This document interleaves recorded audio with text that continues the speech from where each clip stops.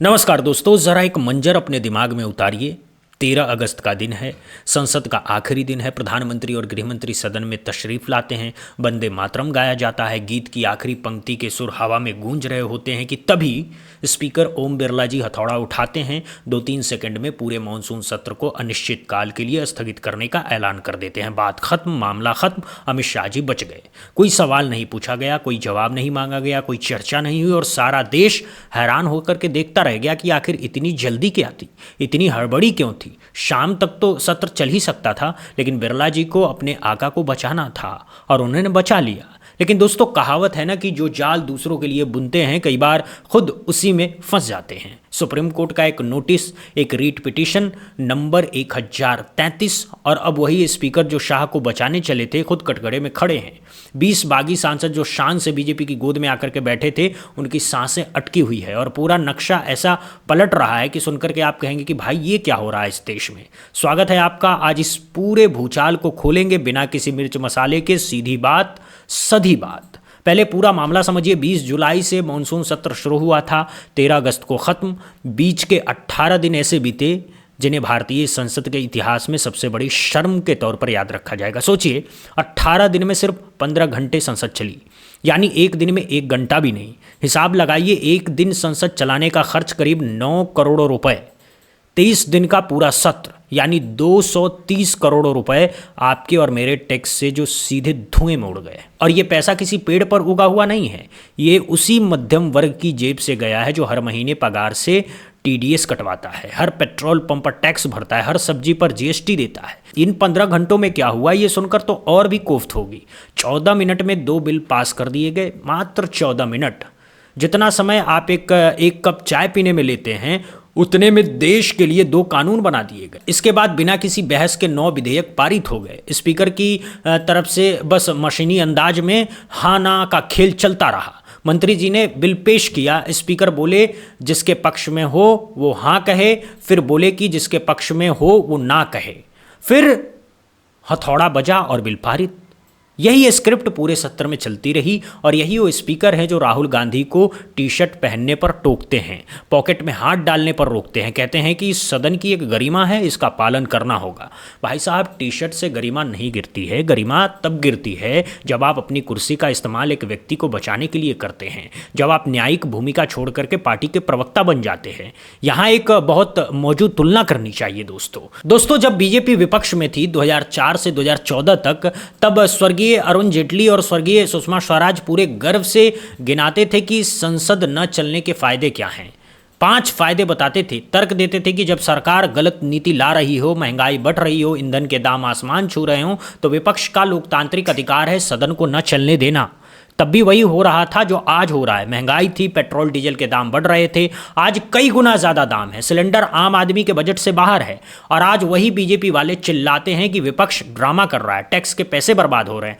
भाई, या तो तब आप झूठ बोल रहे थे या आज झूठ बोल रहे हो आप, दोनों सच नहीं हो सकते ना। यही तो हिपोक्रेसी है जो हर बार सामने आ जाती है। खैर, लौटते हैं असली खेल पर। स्पीकर बिरला जी की सारी मेहनत का मकसद बस एक था, अमित शाह को बचाना। क्यों बचाना? क्योंकि विपक्ष लगातार 2 मांगे उठा रहा था। पहली, नीट पेपर लीक और जंतर मंतर पर जो छात्रों पर पुलिस अत्याचार हुआ उसका जवाब गृहमंत्री दें। दूसरी, श्री राम जन्मभूमि तीर्थ क्षेत्र ट्रस्ट के जो आरोप सामने आ रहे हैं उन पर सफाई दी जाए। 20 जुलाई का दिन याद कीजिए, कॉकरोच जनता पार्टी यानी कि सीजेपी के नेतृत्व में हजारों छात्र संसद चलो मार्च पर निकले थे। पैलेट गन चली, आंसू गैस के गोले दागे गए, बच्चियों के साथ ऐसी बर्बरता हुआ कि इंसानियत शर्मा गई।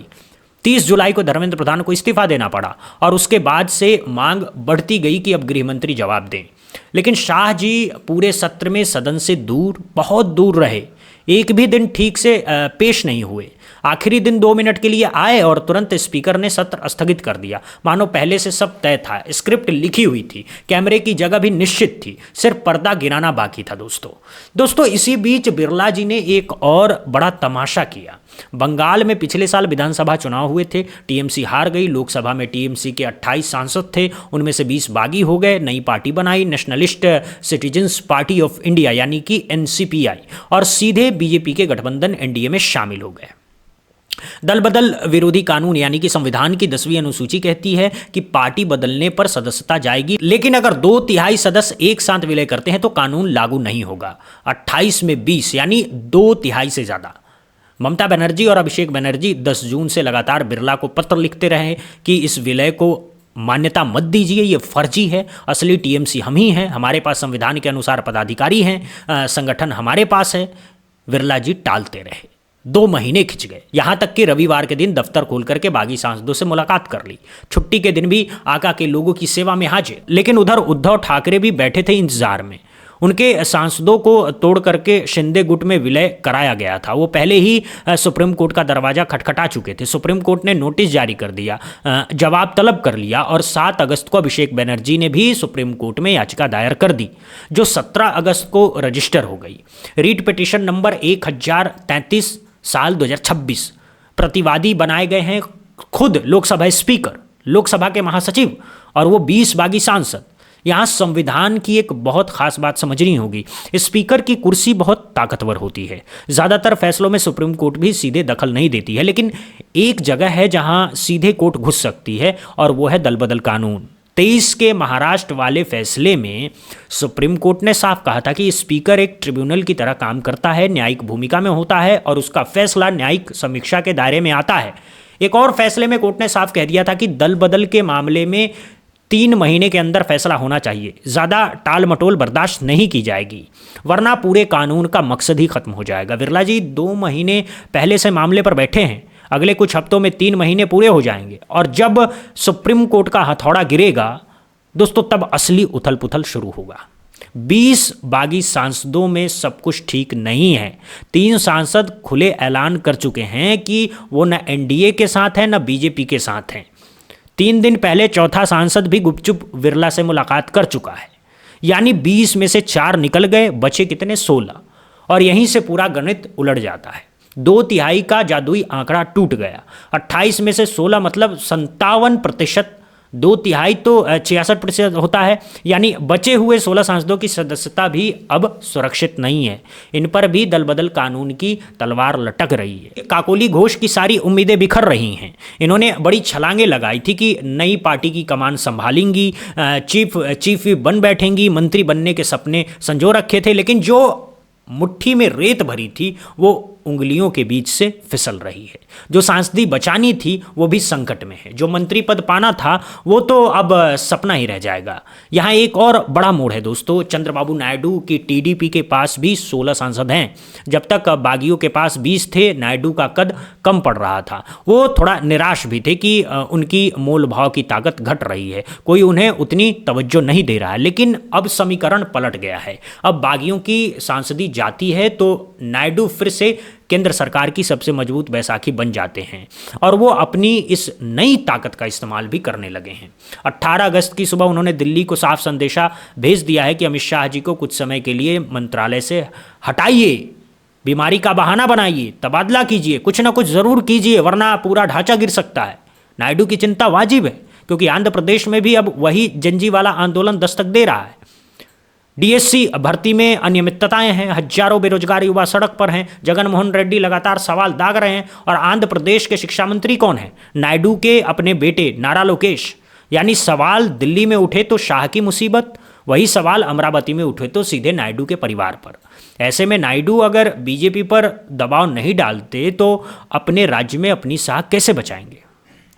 दोस्तों यहाँ एक और मोर्चा खुल रहा है जो बीजेपी के लिए बहुत बड़ी सिरदर्दी बन जाता है। कॉकरोच जनता पार्टी, जिसने जंतर मंतर से आंदोलन शुरू किया था और जिसके दबाव में धर्मेंद्र प्रधान को इस्तीफा देना पड़ा था, अब सीधे बंगाल पहुंच चुकी है। बंगाल में बीजेपी की तरफ से शुभेंदु अधिकारी मोर्चा संभाले बैठे हैं, ममता के खिलाफ लगातार बयानबाजी करते रहते हैं। लेकिन अब हालात ये हैं कि सीजेपी के कार्यकर्ता, राहुल गांधी के छात्र संगठन, एनएसयूआई के लोग और यहाँ तक कि ममता बनर्जी के अपने छात्र गुट के लोग, तीनों एक ही आवाज में सड़कों पर उतर आए हैं। यानी बंगाल जहां बीजेपी अपना विस्तार करने की उम्मीद पाले बैठी थी, वहीं अब उसे युवाओं का प्रचंड विरोध झेलना पड़ रहा है। शुभेंदु जी के लिए मैदान अब आसान नहीं रहा। लपटें कितनी दूर तक जाएंगी अभी कहा नहीं जा सकता, लेकिन बीजेपी के भीतर बेचैनी बढ़ती जा रही है। इसी बीच एक और चीज ने बीजेपी की परेशानी को दुगनी कर दी है। पोल ट्रैकर के जो नए सर्वे आ रहे हैं वो कह रहे हैं कि अगर आज लोकसभा के चुनाव हो जाएं तो इंडिया गठबंधन को बहुत बहुमत मिल सकता है। खासकर उत्तर प्रदेश में इंडिया की सरकार बनने की मजबूत संकेत हैं। और मोदी राहुल की लोकप्रियता का जो फासला था वो तेजी से घटता जा रहा है, बल्कि कई सर्वे में उलट भी गया है। ये सर्वे अगर बीजेपी के अंदर खाने भी सच माने जा रहे हैं तो उनकी नींद क्यों नहीं उड़ेगी। इधर सोशल मीडिया की ताकत का असली एहसास भी अब जाकर के हुआ है। पहले लगता था कि मुख्यधारा का मीडिया संभाल लेगा, हैशटैग सेट हो जाएंगे, आईटी सेल नैरेटिव बदल देगा। अब हर मोबाइल एक कैमरा है, हर कैमरा एक स्वतंत्र मीडिया है और सेकंडों में तस्वीरें पूरी दुनिया में फैल जाती है। दोस्तों, अब सोचने वाली बात यह है कि ओम बिरला जी के सामने अब रास्ता क्या है। पहला, 20 बागी सांसदों के विलय को मान्यता दे दें तो टीएमसी सीधे सुप्रीम कोर्ट में जाकर के उनका फैसला पलटवा देगी। दूसरा, मान्यता न दे तो बीजेपी नाराज हो जाएगी और बागी सांसदों की सदस्यता चली जाएगी, बीजेपी के गठबंधन के नंबर घट जाएंगे। तीसरा, टालते रहे और वो टाल मटोल पर सुप्रीम कोर्ट खुद अपना फैसला थोप दे। तीनों ही रास्तों पर बिरला जी की छवि दागदार होनी तय है। और एक बार जब ये सुप्रीम कोर्ट किसी स्पीकर पर टिप्पणी कर देती है तो उस कुर्सी की गरिमा बहुत नीचे गिर जाती है। जो शख्स दूसरों को गरिमा का पाठ पढ़ाता है, आज उसी की अपनी गरिमा दांव पर लगी हुई है। यहाँ एक बहुत सटीक तुलना है। अगर स्कूल में क्लास टीचर ही क्लास में ना आए तो प्रिंसिपल की जिम्मेदारी बनती है कि उसे खींच करके लाए या बाहर करे। यहाँ तो प्रिंसिपल ही टीचर के गायब रहने का बंदोबस्त कर रहा है। ऐसे में स्कूल की क्या हालत होगी। संसद में गृह मंत्री गैर हाजिर रहे, स्पीकर ने उन्हें बचाने के लिए सत्र ही स्थगित कर दिया, विपक्ष के सवाल हवा में तैरते रह गए और जनता ठगी ठगी सी रह गई। दोस्तों, बहुत सधे ढंग से एक बात कहना चाहूंगा, 20 बागी सांसदों को तोड़ करके लाने का जो पूरा ऑपरेशन हुआ, ये कोई हवा में नहीं हुआ। इस देश में कुछ चुनिंदा हैसियत वाले नेता हैं जिनकी राजनीतिक कुव्वत ऐसा कर पाने की है कि पूरी की पूरी पार्टी तोड़ दें। किसी और की ऐसी मजाल नहीं है। उद्धव ठाकरे की पार्टी को भी तोड़ दिया गया, टीएमसी को भी तोड़ दिया गया और दोनों बार जो नाम पीछे से चर्चा में आता है वो एक ही है। कोई ढकी छिपी बात नहीं है, सब जानते हैं। और इसीलिए जब बागी सांसदों की सांसदी पर तलवार लटकती है तो उंगलियां सीधे उसी दिशा में उठती है जहां से पूरा ऑपरेशन प्लान हुआ था। अब अगर सुप्रीम कोर्ट सख्ती करती है, अगर सांसदी छीनती है तो सिर्फ बागी सांसदों की फजीयत नहीं होगी, पूरे उस राजनीतिक मॉडल की फजीयत होगी जिसके तहत विपक्षी पार्टियों को खरीदा और तोड़ा जाता रहा है। यही तो असली भूचाल है जो आने वाला है। और आखिरी बात दोस्तों, आने वाले दिन बहुत निर्णायक हैं। 28 अगस्त तक राहुल गांधी को अमित शाह पर पैलेट गन वाले आरोप पर जवाब देना है और उस जवाब के बाद क्या होगा ये देखने वाला होगा। सुप्रीम कोर्ट में उद्धव ठाकरे और अभिषेक बनर्जी वाली याचिकाओं पर सुनवाई शुरू होगी। नायडू का दबाव और तेज होगा। बंगाल में सीजेपी और मजबूत होगी।